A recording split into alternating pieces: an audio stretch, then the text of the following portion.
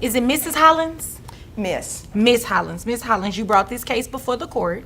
What's going on? Yes, ma'am.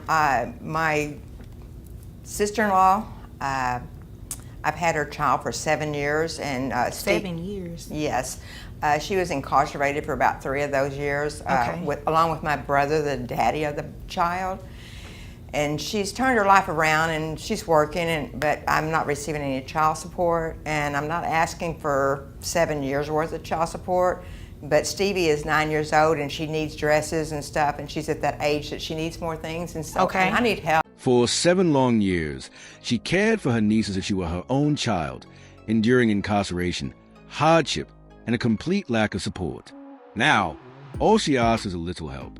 But when the mother finally reappears, her reaction is far from grateful, leaving the court to decide how justice should unfold. Talk about Stevie. So What is your plan in terms of financial support? Did you have any plans to give any financial support? well, first off, I have 3 daughters, including Stevie, and Okay, yes, Stevie congratulations.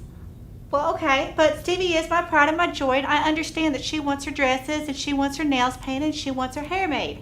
But there's just certain things you just can't get in life. You can't get everything that you want. Well, you shouldn't get everything that you want. Food, clothes. Yeah, the necessities, I feed ma'am. her What do every you, now and then. ma'am, excuse me. I need you to address me. She insists Stevie brings her joy, yet dismisses a real cost of raising a child. When the aunt asks only for the basics, clothes, hair care, the mother responds with startling indifference. That's when the judge steps in, and what happens next will leave everyone stunned. You do understand why you're here today, correct? Yes, ma'am. Okay, so tell me why you're here.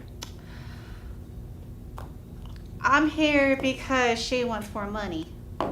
She wants more money or she wants some money? Because it's my Greedy, I understanding think she you... wants more. No, ma'am. It's not greed to take care of your child. You understand it, right? Yes. Okay. And your brother, you said, is incarcerated. Yes, ma'am. So she's not able to get any money from him, so... And she's Winner, the winner, reason chicken he's dinner. in jail. Oh, she's the reason. Okay. Well, That's you know... not true. Yes, Ma'am. Bonnie and Clyde. Oh, Bunny and Clyde, you know, I don't even want to get... She enters the courtroom demanding more money, but the judge quickly calls her bluff. As old wounds resurface, including a turbulent Bonnie and Clyde past, the tension reaches a breaking point. The real question remains, is this mother finally ready to face her responsibilities, or is it just another round of excuses? Ma'am, listen. Yes, ma'am. You're here today because you're going to pay her some child support. I do not care about your Bunny and Clyde rendezvous you had beforehand, okay? We're here today for the support of Stevie, all right? So I have it here that you are you're Derby, you work in the Derby? Would you explain that to me? What did you do? I am a roller derby queen. Okay, so let's talk about that, queen. What throne do you sit on? So it's this amazing sport. Everybody should be able to do it at least one time in their life. The judge has had enough. It's time for child support, no excuses. But when the mom reveals she works as a roller derby queen, the courtroom erupts in disbelief. What kind of throne does she truly sit on? And will it be enough to cover Stevie's needs? Paid money to do it, correct? Well, yes. Okay. How much are you paid to do this? Well, about $48,000 a year. Okay. $48,000 a year Right? as a roller derby queen, Yes, ma'am. and you have not been paying child support for your child. Well, she has Stevie, and I have my other 2 kids. So that makes a difference. It If she doesn't was change in your my obligation. School, she'd be in detention. That does not change your obligation to Stevie. You understand that, right? Yes. Okay. She makes $48,000 a year yet hasn't paid a single dime for Stevie. Her defense? She claims she has 2 other kids to support, but the judge isn't buying it. That excuse won't stand in court, and the gavel is about to come down hard. I also see here that you are in school. Yes, I am. Okay. Congratulations. Thank you. What are you in school for? I would really, really, really, really, really like to be a social worker. So a reformed Bunny and Clyde now social worker? Well, everybody's got dreams. Okay, well, God bless those children. All right. So let's talk about your money that you're going to be paying, okay? Is that your only source of income? Yes. Okay, so $48,000. I have your gross at $4,000, which your net is $3,349.88. Now she talks about wanting to become a social worker, and the irony isn't lost on anyone in the courtroom. A former Bonnie and Clyde suddenly claiming she wants to help children. The judge grants her a brief moment of grace, but don't blink. The hard numbers are about to hit. Can you get a job that pays less? Because it's based on a calculation. I don't have anything to do with that. Oh. You make $48,000 a year, your net is based on that $4,000 amount gross after taking out taxes. You understand that, right? Yes, ma'am. Okay, who covers health insurance? I do. Okay, how much is health insurance? $120 a month. Is that for the child only, or is that including? Yes, ma'am. Okay, so what I'm going to have to do, I'm going to have you reimburse that to her, okay?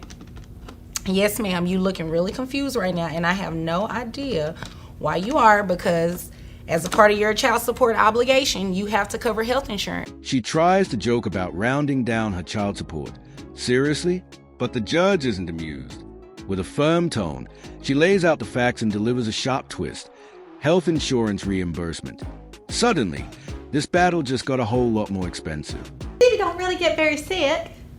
Whether she gets sick or not, that has nothing to do with health insurance. You understand how health insurance work, right? Are they teaching you that in school? We haven't got to that chapter yet. Okay, well, you started a little early in my courtroom. Health insurance is required, okay? So when I add that to your child support obligation, your obligation before the reimbursement was $586.23. You add $120, that brings your child support obligation to $706.23. Confusion quickly turns into confrontation as she fumbles over the basics of health insurance and responsibility. The judge, unfazed, breaks it down line by line. $7,623. No more games. No more excuses.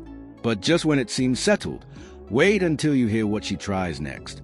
That's a lot. Well, and I gave you, guess what? I gave you credit for the other children that you have as well. Oh. Okay, so $706.23. Any questions? Do you accept Monopoly money? You know, no, she does not accept Monopoly money. You cannot deposit it into an actual bank. Yes, Judge. Is there any way I can keep her Yes, from... you're accepting Monopoly money? No. Oh, okay. I'm saying, yes, Judge, is there any way she can keep her away from Stevie? You see this kind of person she is? You know, I don't think that's a good influence for Stevie. Monopoly money. That's what she offers, while a child still needs food, clothes, and real care. The judge is stunned, and the aunt delivers a final plea. Keep her away from Stevie. Accusations fly, tension soar, and all eyes turn to the bench. What will the judge decide next? Matter before me. That's not something that I necessarily deal with. Stevie is my baby. Okay, ma'am, please don't address her. Please do not address her. That's a different matter. That has nothing to do with this court. Yes, We're ma'am. just here Thank you. specifically for the money. Ma'am, I'm not gonna touch that situation at all, okay? Anything concerning your daughter and keeping her away from you, that has nothing to do with me, okay? Okay? If nothing further, you all are dismissed. Thank you, ma'am. You're welcome. Your Honor. I hope you fall off them roller skates. With a single sharp ruling, the judge shuts it all down. This court deals with money, not parental rights. No bans, no dramatic gestures, just cold, hard facts. In the end, Stevie will finally get what she needs, but the emotional scars remain. What do you think? Was justice truly served?